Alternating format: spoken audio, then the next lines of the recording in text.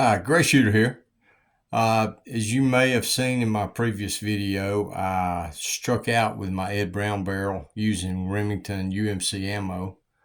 When I got back from the range, I also tried some Remington Golden Saber bonded, and they would not chamber either. I contacted Ed Brown, and while I was waiting for their response, I contacted them by email.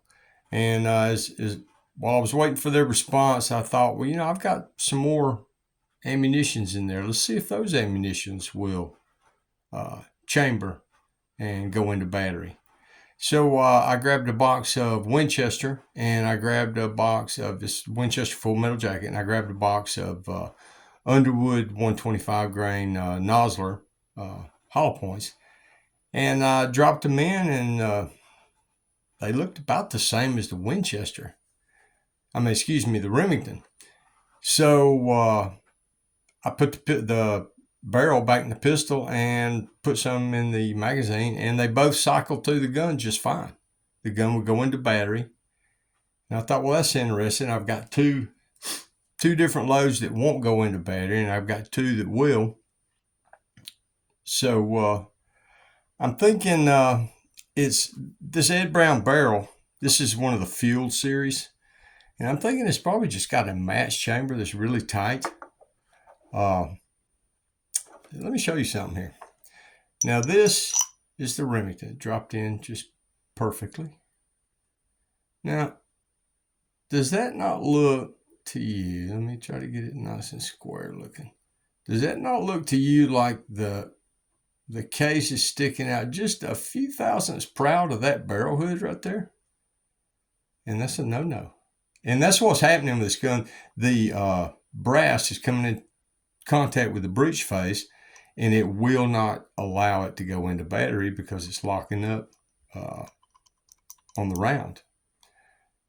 So you wind up 3/16 out of battery, something like that. Now, drop this Underwood in. Nice plunk, same way. Let's see if we can get it nice and leveled off.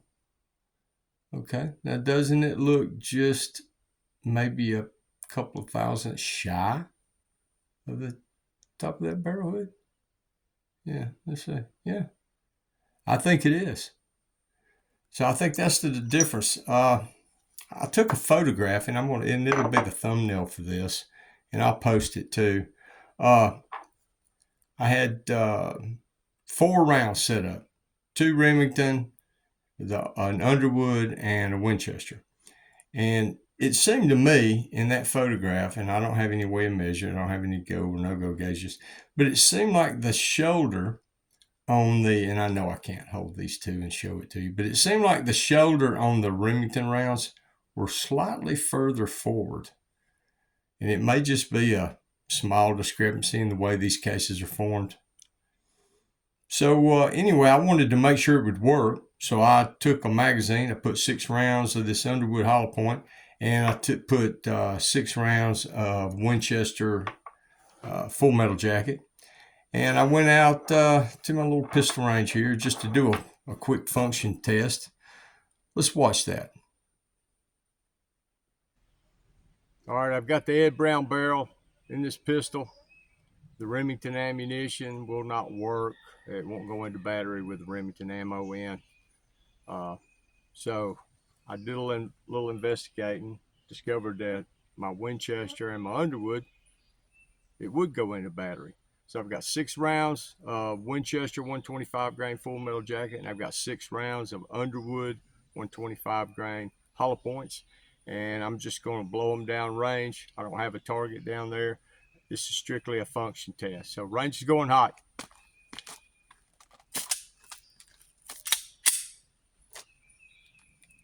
Aha! Did not go into battery.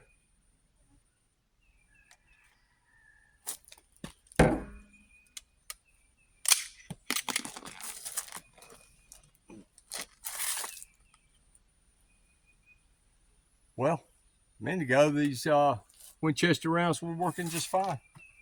Let's try another one. That one went into battery.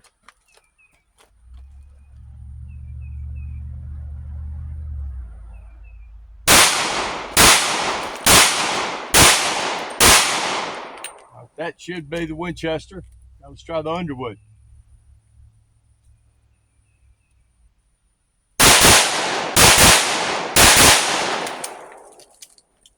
Okay, more empty. All right. Well, I'm a little bit at a loss for words. Not sure what to do. Really, works fine with the Underwood, and that's what I carry. The Remington that I've got that won't work, I've got a Glock I can shoot it through. I'm gonna put this round back in the barrel. Let's just see if it works. Nope. We'll keep the gun pointed away from me. As you can probably see there, it's not in battery. Barrel hood needs to come up all good 1/16 higher. Should be just under flush. All right, well, I think I'm gonna hang on to this barrel. Like I say, as long as it cycles the Underwood, I'm happy. Because it would strictly be a self-defense gun. I'm not intending on carrying this on any kind of duty job or anything like that. And probably more range to it than anything else, but it would be good around the house. And that's probably what it'll wind up being, is a self-defense gun around the house. Okay, that's all I got here. Okay, my final thoughts on this barrel. I think I'm gonna keep it. It worked good with the Underwood and for the most part with the Winchester. I guess one day if I absolutely had to, I could always get the chamber ring just a couple of thousand steeper. It'd probably solve all the problems.